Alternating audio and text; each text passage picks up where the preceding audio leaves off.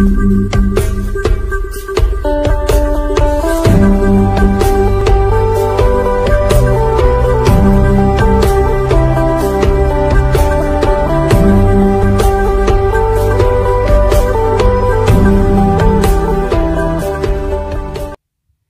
Tuhan, mari kita bersama-sama membaca dari Mazmur 62 ayat kedua sampai dengan ayat yang ketiga. Ya, kita akan membacanya bersama-sama. Mazmur 62 ayat 2 dan 3 ada tampil di slide. Kita baca bersama-sama, 1, 2, 3. Hanya dekat Allah saja aku tenang, daripadanya lah keselamatanku. Hanya dialah gunung batuku dan keselamatanku, kota bentengku, aku tidak akan goyah. Puji nama Tuhan. Yang berbahagia setiap kita yang membaca firman Tuhan, merenungkan serta melakukan dalam kehidupan kita hari lepas hari. Ya, puji Tuhan. Masa-masa ini sangat penting bagi kita sebagai umat Tuhan, bagaimana supaya kita menjadi orang Kristen yang kuat. Minggu lalu saya membawa kita belajar yaitu tentang jangan takut dan jangan bimbang. Karena kita punya alasan untuk tidak takut dan untuk bimbang. Alasan pertama, karena apa? Sebab Tuhan menyertai kita. Alasan yang kedua, sebab kita punya Tuhan. Yang ketiga, sebab Tuhan yang meneguhkan kita. Dan yang keempat, karena Tuhan yang menolong kita. Dan hari ini juga kita punya alasan untuk menjadi orang Kristen yang kuat. Kita punya alasan untuk menjadi orang Kristen yang tangguh. Saudara yang dikasihi oleh Tuhan, hari ini sudah seharusnya kita orang Kristen kuat. Sudah seharusnya kita menjadi orang Kristen yang mampu melewati, saya bisa katakan, masa-masa sulit saat ini. Kita bagai burung dalam sangkar, kata orang. Kita hanya dengar orang menyanyi bagaikan burung dalam sangkar. Dia bilang merdeka tetapi dia masih dalam sangkar.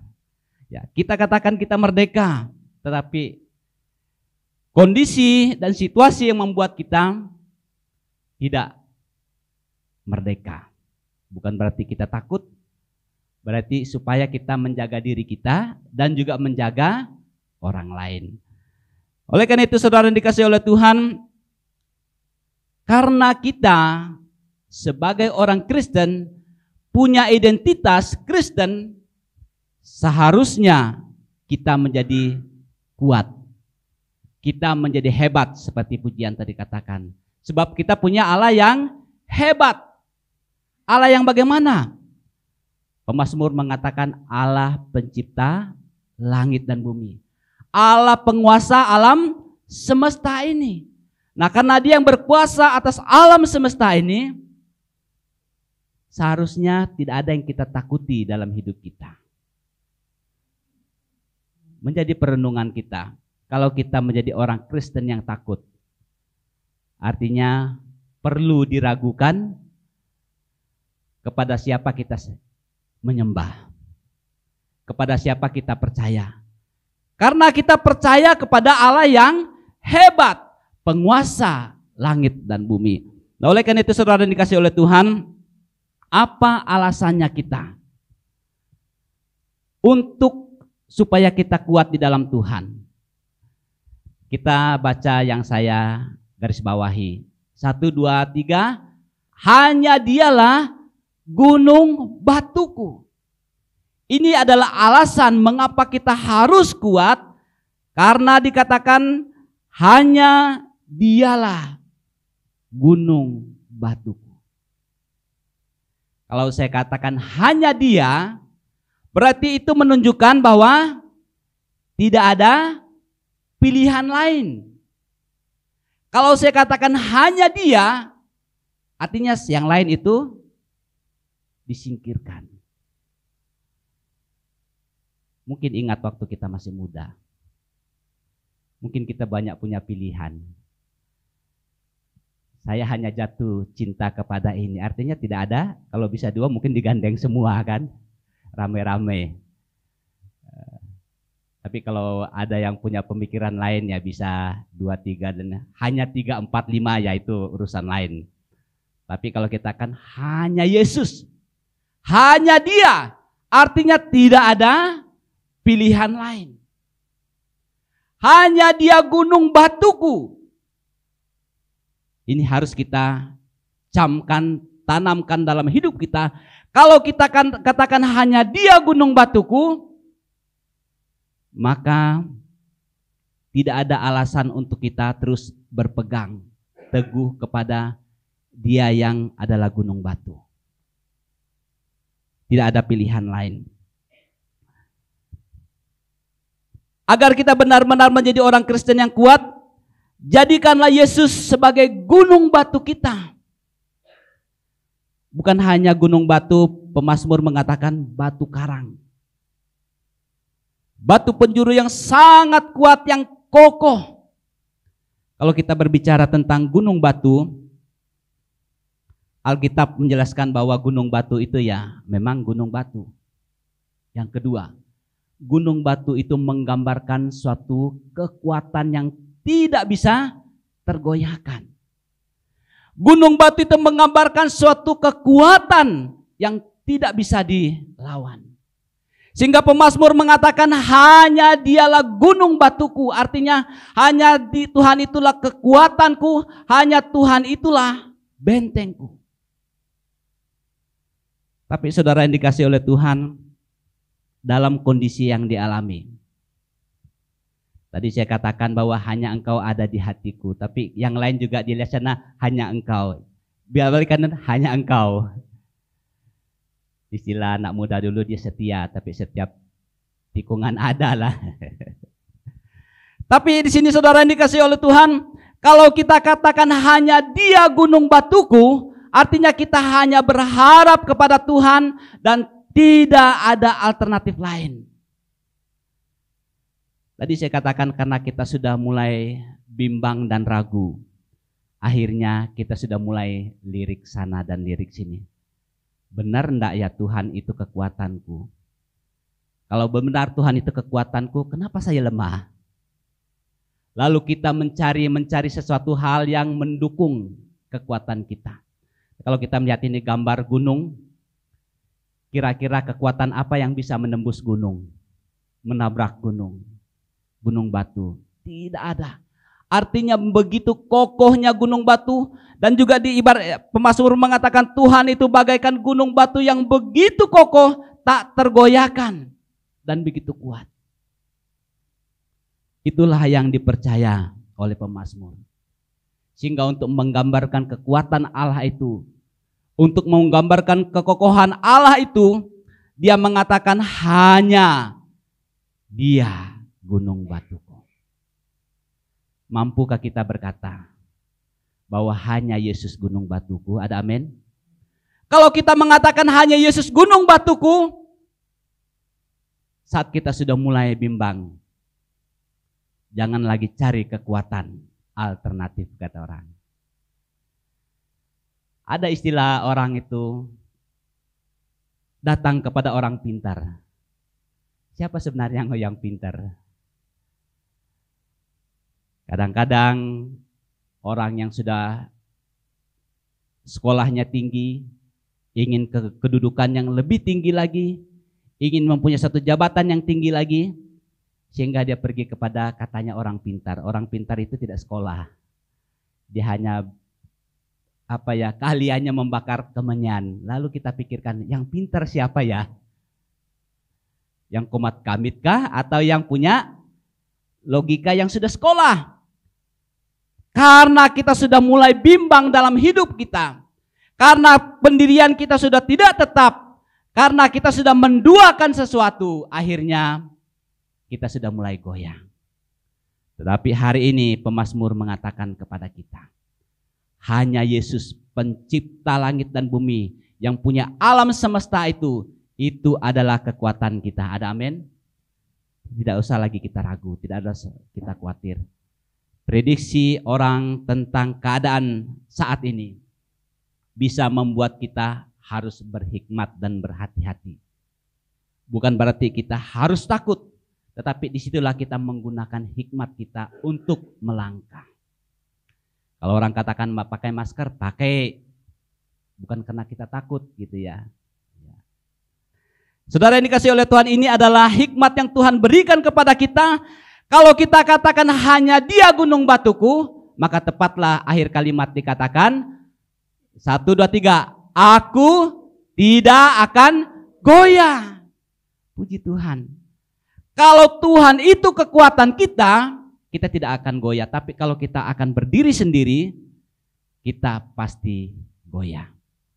Diombang ambing, akhirnya kita bingung.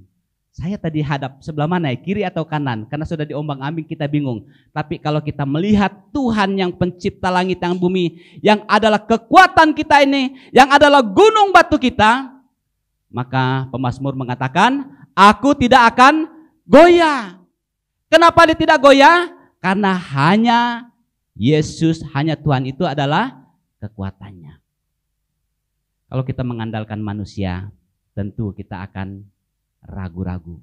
Tapi kalau kita mengandalkan Tuhan, kita yakin Tuhan tahu apa yang Dia harus perbuat dalam kehidupan kita.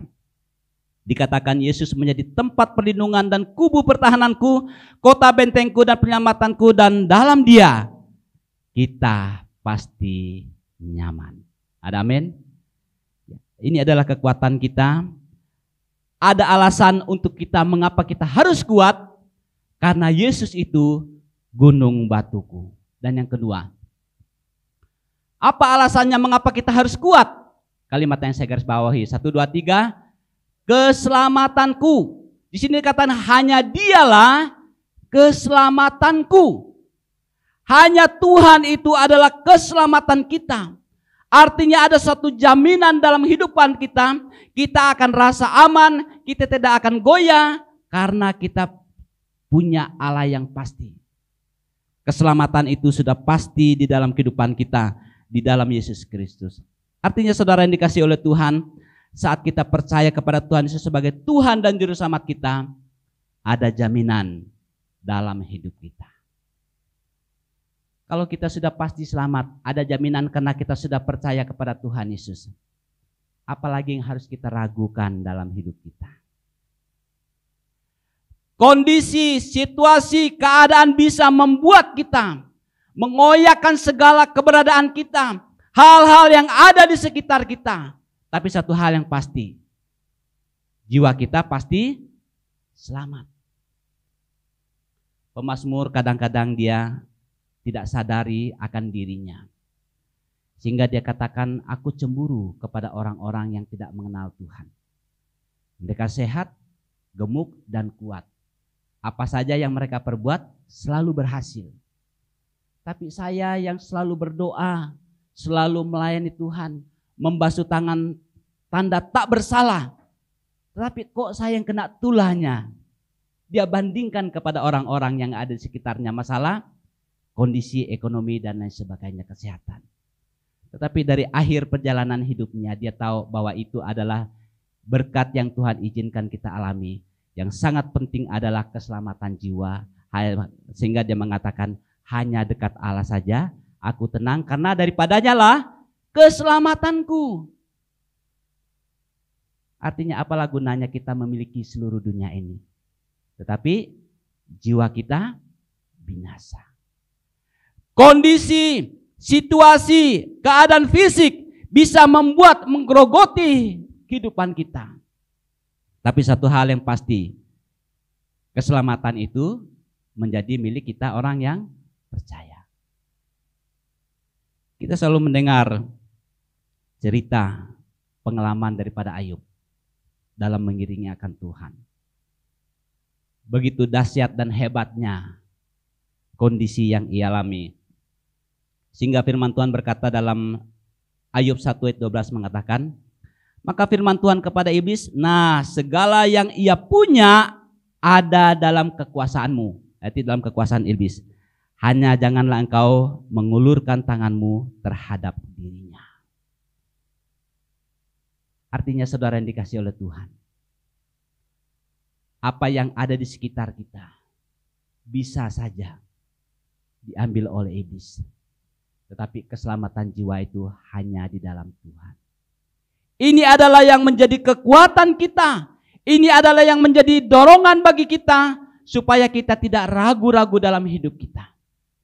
Kalau kita punya Tuhan, kalau kita percaya kepada Tuhan Yesus, jiwa, maksud saya tubuh kita, keadaan ekonomi kita bisa carut-marut. Tetapi tidak menghalangi, tidak merebut keselamatan itu dari kehidupan kita.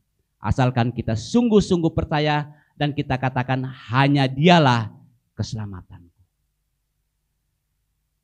Ini sangat penting bagi kita. Memang dalam situasi keadaan iblis menciptakan sesuatu hal yang seolah-olah kita ini jauh dari pandangan Tuhan. Tuhan tidak memperhatikan kita. Sehingga itu yang akan menghantui kita dan juga dia selalu menekan kita bahwa kita memang seolah-olah berjalan sendiri. Dalam situasi mungkin keluarga kita katakan Tuhan tolong keluarga kami. Tapi sepertinya belum ada jawaban. Iblis katakan tuh percuma kamu berdoa, percuma baca Alkitab. Mungkin juga dalam usaha-usaha yang kita lakukan, kita katakan Tuhan inilah usahaku, kutaruhkan ke dalam tanganmu. Lalu usahanya tidak maju-maju, iblis katakan tuh, kalau kamu punya Tuhan mana? Kesehatanmu mana? Hal-hal yang ada di sekitar kita, iblis katakan percuma dan percuma. Akhirnya kita katakan, oh ya benar juga ya. Akhirnya kita sudah mulai ragu dan mulai ragu. Ingat saudara yang dikasih oleh Tuhan, iblis memang bapaknya pendusta dan penipu. Dia punya begitu banyak macam strategi cara untuk menjatuhkan kita. Bahkan Alkitab mengatakan dia sebagaikan singa yang mengaum-ngaum mencari mangsanya saat sampai mangsanya itu menjadi lemah. Saat kita dalam kondisi lemah, itulah saat yang tepat bagi iblis untuk menerkam. Ingat saudara yang dikasih oleh Tuhan, situasi apapun, kondisi apapun yang kita alami, kalau kita percaya sungguh-sungguh kepada Tuhan Yesus, kita pasti selamat. Kita katakan hanya Yesus keselamatanku. Dan yang terakhir, apa yang menjadi alasan bagi kita untuk terus menjadi orang Kristen yang kuat di dalam Tuhan? Kita baca ayat ini seutuhnya. 1, 2, 3. Hanya dialah gunung batuku dan keselamatanku, kota bentengku, aku tidak akan goyah. Saya garis bawahi kalimat di sini. Hanya dialah kota bentengku. Hal-hal apa yang membuat kita nyaman? Hal-hal apa yang membuat kita bahagia di dunia ini?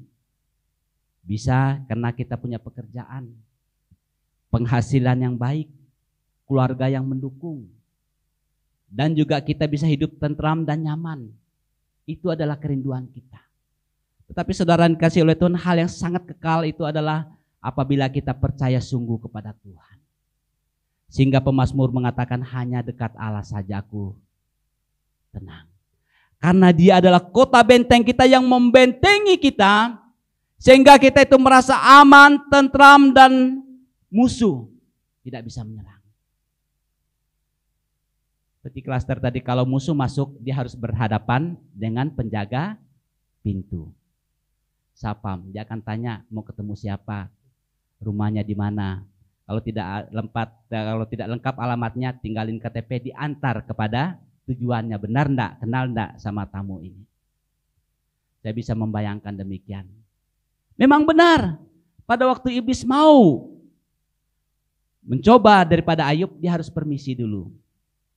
Tuhan, ini Ayub, saya tahu dia tulus dan dia orang hebat. Tapi saya tahu dia kena hebat karena Tuhan yang melindungi dia. Iblis tahu akan hal itu. Dia harus pamit dulu. Artinya saat kita menghadapi satu persoalan dan masalah, Tuhan ingin membentuk kita untuk lebih kuat lagi. Ayub diizinkan melewati masa-masa sulit itu sehingga Ayub mengatakan, bukan lagi dari kata orang, tapi dia sendiri yang melihat. Dia sudah saleh, hidup jujur, bertekun, tetapi diizinkan bukan berarti Tuhan mengabaikan dia. Tapi Tuhan mengizinkan dia untuk melewati hal itu untuk membentuk dia supaya lebih hebat lagi. Nah, ini yang kita harus tanamkan dalam hidup kita. Kalau kita sudah mengalami satu persoalan dan masalah, kita harus koreksi. Tuhan sedang membentuk saya untuk lebih hebat lagi, lebih hebat. Janganlah kita menggunakan keadaan tersebut untuk melemahkan iman kita sendiri. Sehingga kita tidak berharap dan tidak berdoa lagi kepada Tuhan. Tadi kita katakan hanya Yesus, tapi kita sudah mulai. Wah, kalau Yesus ada, kenapa keluargaku dan saya harus demikian? Ayub sendiri, orang yang paling dekat dengan teman-temannya meninggalkan dia juga dan juga istrinya. Masih bertekunkah engkau kepada Tuhan Allahmu? Mungkin dalam posisi demikian, mungkin saya bisa bayangkan dalam posisi Ayub ya. Oh iya, benar juga ya. Saya mau bisnis, siapa yang mau beli? Kondisi saya pegangin, dia orang lihat saya pun tidak mau menyentuh saya, apalagi makanan yang saya pegang. Mungkin orang akan berpikir, bersentuhan, mau bikin apa lagi? Makanya istri katakan mati ajalah. Mungkin kita katakan, oh iya benar juga ya. Apalah gunanya sehidup untuk menyusahkan orang lain. Tetapi dalam kondisi yang dia alami, dia tetap bertekun dan berdoa kepada Tuhan. Akhirnya Tuhan memulihkan keadaannya dengan begitu dahsyat. Mengapa saudara dikasih oleh? Karena dia tahu bahwa Tuhan itu adalah gunung batu, keselamatan, dan kota benteng. Kalaupun musuh itu bisa masuk atas seizin,